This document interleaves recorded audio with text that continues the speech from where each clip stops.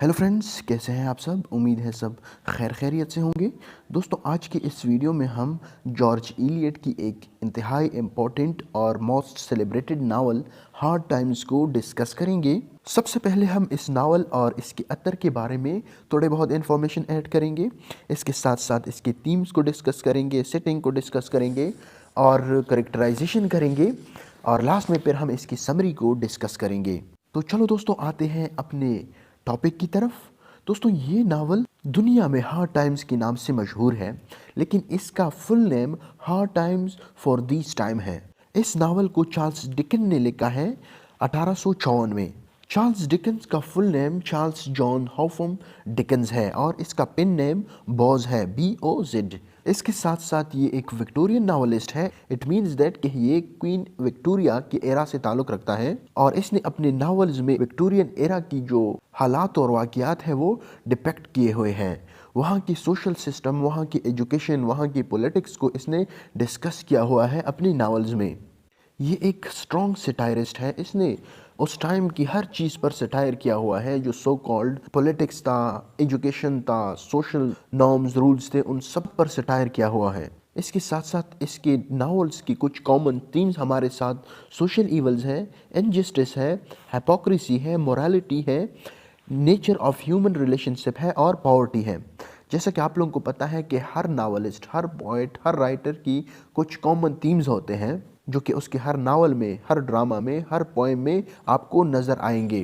तो इसके नावल्स में हमें जो कॉमन थीम्स मिलते हैं वो सोशल ईवल है, इनजस्टिस है, हिपोक्रेसी है, मोरालिटी है, नेचर ऑफ ह्यूमन रिलेशनशिप है और पॉवर्टी है। इस नावल के हमारे साथ 3 बुक्स हैं। इट मीन्स दैट कि इस नावल को 3 बुक्स में डिवाइड किया गया है। फर्स्ट बुक का नाम है सॉइंग, इट मीन्स दैट कि फसल बोना। सेकेंड बुक का नाम है रीपिंग, इट मीन्स दैट कि फसल को काटना। और थर्ड बुक का नाम है गैदरिंग, इट मीन्स दैट कि फसल को काटने के बाद इकट्ठा करना, उसको महफूज करना। तो जब हम इस नावल की समरी पढ़ेंगे तो आप लोगों को समझ में आएगा कि किस तरह से एक वालिद अपने बच्चों की परवरिश करता है, फिर उसकी लाइफ में एक चेंज लाता है, मतलब उनकी शादियां करा देता है, उनको प्रॉब्लम्स में धकेल देता है, और लास्ट में फिर किस तरह से वो बच्चे उनकी तरफ फिर वापस आ जाते हैं। मतलब लास्ट में इसकी जो बेटी होती है लोइजिया, उसकी फिर से तलाक हो जाती है और फिर वो अपने फादर के घर वापस चली जाती है। तो नेक्स्ट है हमारे साथ इस नावल के कुछ थीम्स। फर्स्ट है इंडस्ट्रियलाइजेशन। इस नावल में इंडस्ट्रियलाइजेशन का जिक्र किया गया है। जैसा कि आप लोगों को पता है कि विक्टोरियन एज में इंडस्ट्रियलाइजेशन ने जोर पकड़ा था। लोगों ने एग्रीकल्चर को छोड़कर इंडस्ट्रियलाइजेशन पर फोकस करना शुरू किया था। इसके अलावा लोग मटेरियलिस्ट बन गए थे, लोग वेल्थ पर ज़्यादा फोकस कर रहे थे। नेक्स्ट थीम है हमारे साथ एजुकेशन और फेलियर ऑफ एजुकेशन। तो दोस्तों, आप लोगों को पता होगा कि चार्ल्स डिकन्स एजुकेशन का एक स्ट्रॉन्ग बिलीवर था। वो कहता था कि एक टीचर को चाहिए कि वो स्टूडेंट्स को ये सिखाए कि किस तरह से वो अपनी इमेजिनेशन को यूज़ करें, किस तरह से अपने फ्यूचर के फैसले वो खुद करें। लेकिन इसने अपनी नावल में एजुकेशन पर सटायर किया हुआ है, क्योंकि उस टाइम की जो एजुकेशन थी वो फीलिंग्स और इमेजिनेशन से लोगों को दूर कर रही थी। बच्चों को ये सिखाया जा रहा था कि अगर एक काम में आप लोगों का फ़ायदा नहीं है तो आप लोगों ने वो काम नहीं करना है।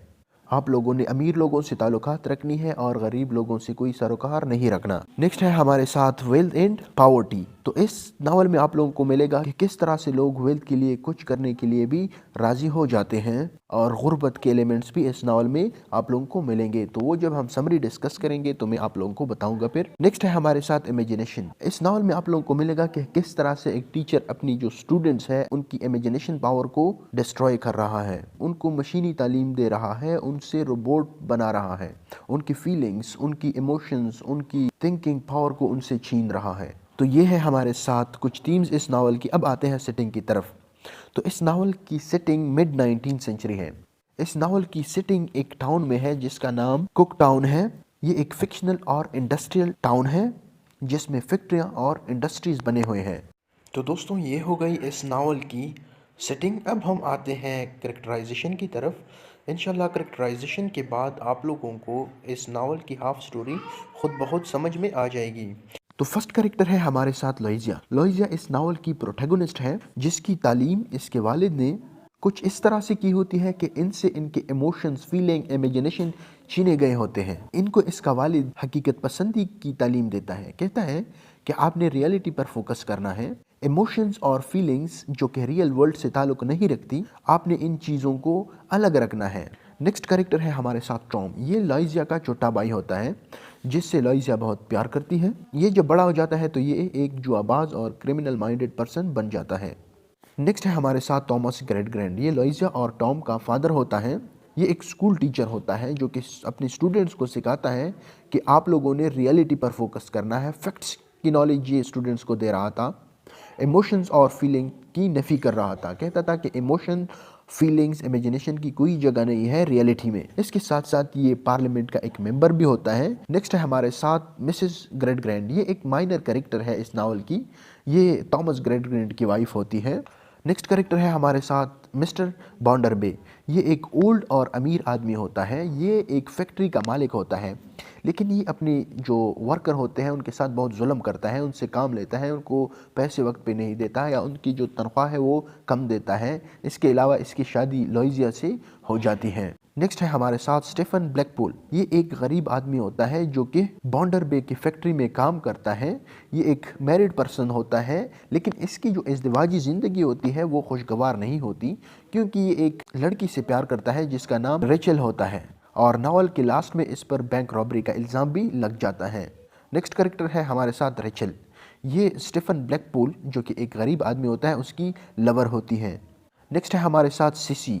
सिसी का रियल नेम सिसिलिया होता है, लेकिन लोग इसको सिसी के नाम से जानते हैं। ये थॉमस ग्रेट की स्टूडेंट होती है। इसके अलावा ये उसके घर में काम भी करती हैं, क्योंकि इसके वालिद ने इसको छोड़ दिया होता है। वो कहता है कि ये अपने आप को पाल सकती है। ये एक काइंड और ऑप्टिमिस्ट किस्म की लड़की होती हैं। ये इमोशन और फीलिंग्स पर फोकस करती हैं। नेक्स्ट है हमारे साथ जेम्स हार्थॉस। ये लॉइजिया का लवर होता है। ये एक यंग, अमीर और जेंटलमैन होता है। नेक्स्ट है हमारे साथ मिसेस पार्सिन। ये एक बुढ़ी और विधवा औरत होती है जो कि बॉन्डरबे के घर में मुलाजमा होती है, उसके घर में काम करती हैं। तो दोस्तों ये हो गई हमारे साथ कैरेक्टराइजेशन। उम्मीद है आप लोगों को कैरेक्टर्स में कोई प्रॉब्लम नहीं होगी। अब आते हैं इस नावल की समरी की तरफ।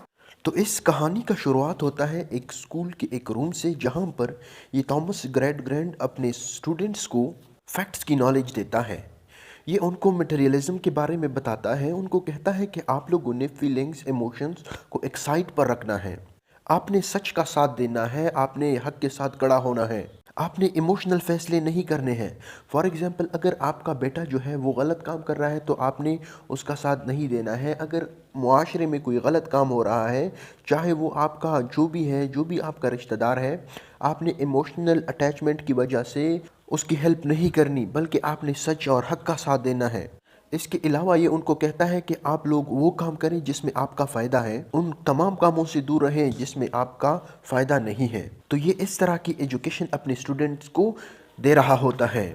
अब यहाँ पर इसके 2 छोटे बच्चे भी होते हैं। वैसे तो इसके 4 बच्चे हैं, लेकिन बाकी जो 2 बच्चे हैं वो किसी और के पास है, वो उसको पाल रही है, और ये लॉइजिया और टॉम इसके पास रह रहे हैं। तो ये अपने बच्चों की तालीम भी कुछ इस तरह से कर देता है कि वो कम्प्लीटली मटेरियलिस्ट बन चुके होते हैं।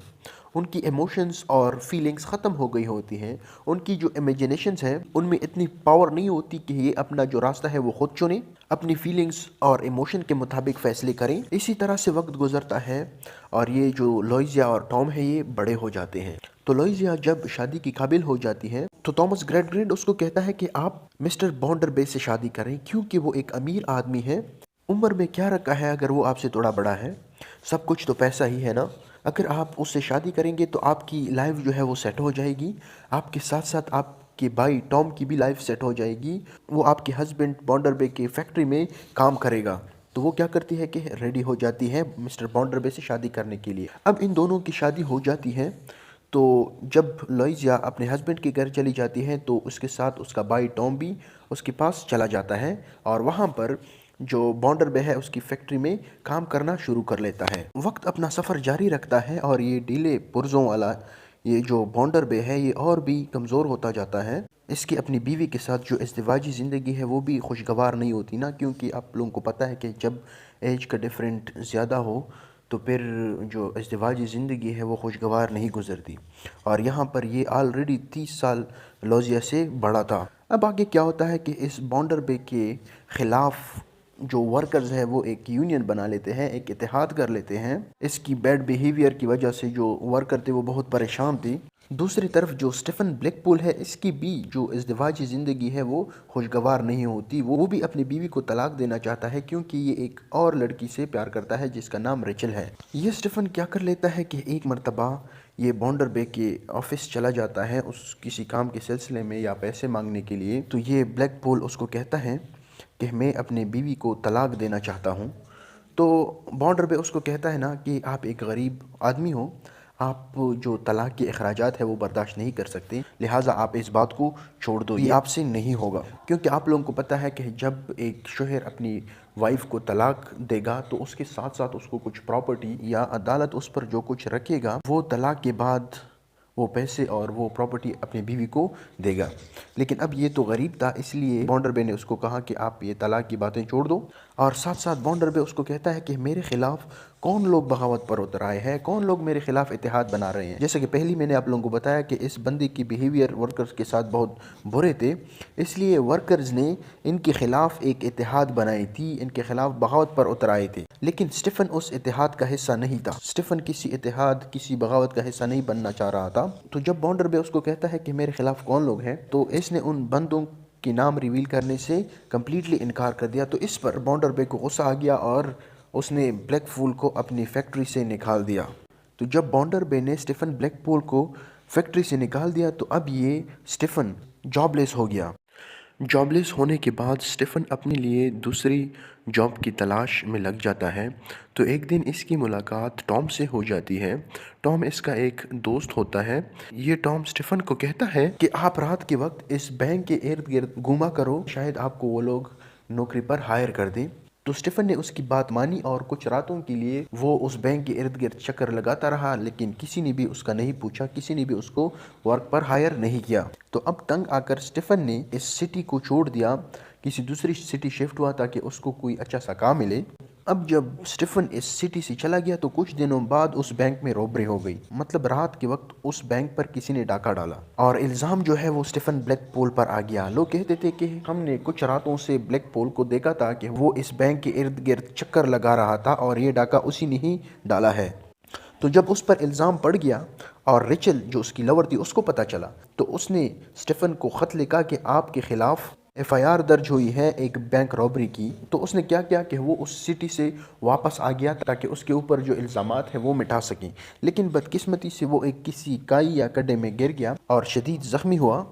तो रेचल और सीसी स्टीफन की तलाश में निकल गए। तो उनको स्टीफन ज़ख्मी हालत में एक गड्ढे में मिला। वो करीबुल मौत था। उसने रेचल और सीसी को बताया कि मैंने कोई चोरी नहीं की है, मैंने बैंक में डाका नहीं डाला है, और जो मैं रात के वक्त इस बैंक के इर्द गिर्द चक्कर लगा रहा था वो मुझे टॉम ने कहा था कि आप ऐसा करो, शायद वो लोग आपको हायर कर दें। तो आप लोगों ने क्या करना है कि मेरे ऊपर जो इल्ज़ामात हैं वो आप लोगों ने ख़त्म करने हैं और मुझे बेगुनाह साबित करना है। और इसके साथ साथ स्टीफन इसी हालत में मर गया। अब रेचल ने टॉम के ख़िलाफ़ FIR दर्ज की कि ये चोरी जो है ये स्टीफन ने नहीं की बल्कि टॉम ने की है। उसने कुछ एविडेंसेस भी पुलिस को दे दिए। अब यहाँ पर लोइजिया और थॉमस ग्रेडग्रैंड को भी पता चला। ये थॉमस ग्रेडग्रैंड वो बंदा है ना जिसने सारी ज़िंदगी लोगों को फैक्ट की नॉलेज दी है, लोगों को कह रहा था कि आप लोग हक का साथ दें, सच का साथ दें, अपनी फीलिंग्स और इमोशन को एक साइड पर रखें। तो इसको जब पता चला कि मेरे बेटे के पीछे पुलिस लगी हुई है और उसको गिरफ्तार कर रही है, तो इसने अपने बेटे को फरार करने के लिए तरकीबें सोचनी शुरू कर दी। अब उसकी जो सो कॉल्ड फिलॉसफी थी वो दम तोड़ गई, ठीक है ना। अब इसको यहाँ पर समझ आ गया कि लाइफ में फीलिंग्स और इमोशंस का भी बहुत बड़ा किरदार है। आप हर जगह पर अपनी इमोशंस और फीलिंग्स को साइड पर नहीं रख सकते। अगर ये वाकई अपने फ़िलासफ़ी पर पक्का होता, अपनी वर्ड्स का साथ देता, ये उसने जो तालीम दी पूरी ज़िंदगी वो अपनी लाइफ पर अप्लाई करता, तो आज ये अपने बेटे को पुलिस के हवाले करता। लेकिन यहाँ पर जब उसकी बेटे की बात आई तो उसने उसको भगा दिया मुल्क से। तो इसी दौरान क्या होता है कि एक पुलिस वाला टॉम को ढूंढते ढूंढते थॉमस ग्रेडग्रैंड के घर पहुंच जाता है, और वो पुलिस वाला इस थॉमस ग्रेडग्रैंड का स्टूडेंट होता है जिसका नाम बिटजर होता है। तो थॉमस ग्रेडग्रैंड उसको कहता है कि आप मेरे बेटे को ना पकड़ें, उसने ये जुर्म नहीं किया है। तो वो पुलिस वाला इस थॉमस ग्रेडग्रैंड को कहता है कि आप ये बात कैसे कर सकते हैं, आपने तो हमें हमेशा फैक्ट्स की नॉलेज दी है, आपने हमें हकीकत के साथ खड़ा होने की तलकीन की है। अब ऐसा नहीं हो सकता कि मैं उसको नहीं पकड़ूंगा, मैं उसको पकड़ूंगा, ठीक है। लेकिन वो पुलिस वाला नाकाम हो जाता है टॉम को गिरफ्तार करने में, क्योंकि ग्रेट ग्रैंड और लोइजिया उसको भगा देती है मुल्क से। अब टॉम तो चला गया मुल्क छोड़कर ना, और कुछ टाइम बाद वो वहाँ पर मर गया। अब रहते हैं यहाँ पर Louisa, Rachel, Sissy, James Harthouse and Mrs पेरिट। तो यहाँ पर ये जो जेम्स हार्थाउस नामी जो लड़का है, जो कि एक हैंडसम, अमीर और एक इंटेलिजेंट बंदा है, इसने जब से लोइजिया को देखा है ये उसको प्रपोज करता रहा है, उसको कहता है कि मेरे साथ शादी करो, मेरे साथ भाग जाओ, ये वो ना। और टॉम भी लालच की वजह से जेम्स से मिला होता है, वो भी अपने सिस्टर को कहता है कि आप इसके साथ भाग जाओ, इससे शादी कर लो। टॉम के मरने के बाद ये जेम्स हार्थाउस लोइजिया के घर चला जाता है और उसको फिर से प्रपोज करना शुरू करता है। उसको कहता है कि आप मेरे साथ जाओ, मेरे साथ शादी करो, ठीक है, मेरे साथ भाग जाओ। तो ये बातें मिसेस पेरिट सुन लेती हैं। अब क्या होता है कि बातें करते करते ये दोनों घर से निकल जाते हैं। तो ये मिसेस स्पिरिट कहती है कि अब ये तो भाग रहे हैं, ठीक है। कुछ हद तक तो ये मिसेस स्पिरिट उन दोनों का ताक़ुब करती है, लेकिन फिर वो दोनों इसकी नज़रों से ओझल हो जाते हैं। तो जब वो दोनों इसकी नज़रों से गायब हो जाते हैं तो ये भागकर मिस्टर बॉन्डरबे को कहती है कि आपकी जो बीवी है लोइजिया, वो जेम्स हार्थाउस के साथ भाग गई। तो वो क्या करता है कि थॉमस ग्रेट ग्रैंड के घर चला जाता है, उसको कहते हैं कि आपकी जो बेटी है वो भाग गई, और उस पर अजीब अजीब किस्म के इल्ज़ामात लगा देता है। तो वो जो लोइजिया है वो भाग नहीं गई होती, बल्कि वो अपने फादर के घर चली गई होती हैं। तो ये बातें लोइजिया सुन लेती हैं और वो वहाँ पर अपने बाप को कहती है कि मैं अब इसके पास नहीं जाऊंगी, और उससे तलाक की डिमांड करती हैं, और फिर हमेशा के लिए वो उसके घर नहीं जाती और अपने बाप के घर में पूरी ज़िंदगी गुजार लेती हैं। तो यहाँ पे क्या होता है कि ये जो सीसी है, जो कि एक काइंड हार्टेड, इमोशनल और थॉमस ग्रेट ग्रैंड की ये जो स्टूडेंट होती हैं, ये शादी कर लेती हैं, इसके बच्चे पैदा होते हैं, इसकी ज़िंदगी खुशी खुशी गुजरती है, और इसके बच्चों की जो परवरिश है वो लोइजिया करती है, मतलब उसके साथ वो खेलती हैं, उनको बड़ा करती हैं। तो इसी के साथ साथ इस नावल का जो है वो एंड अप हो जाता है। तो दोस्तों ये हो गई इस नावल की समरी। उम्मीद है आप लोगों को समझ आ गई होगी। अगर आप लोगों को हमारी वीडियो अच्छी लगी है तो बराए मेहरबानी आप लोग हमारे चैनल को सब्सक्राइब करें, वीडियो को लाइक और शेयर करना ना भूलें। Thank you very much.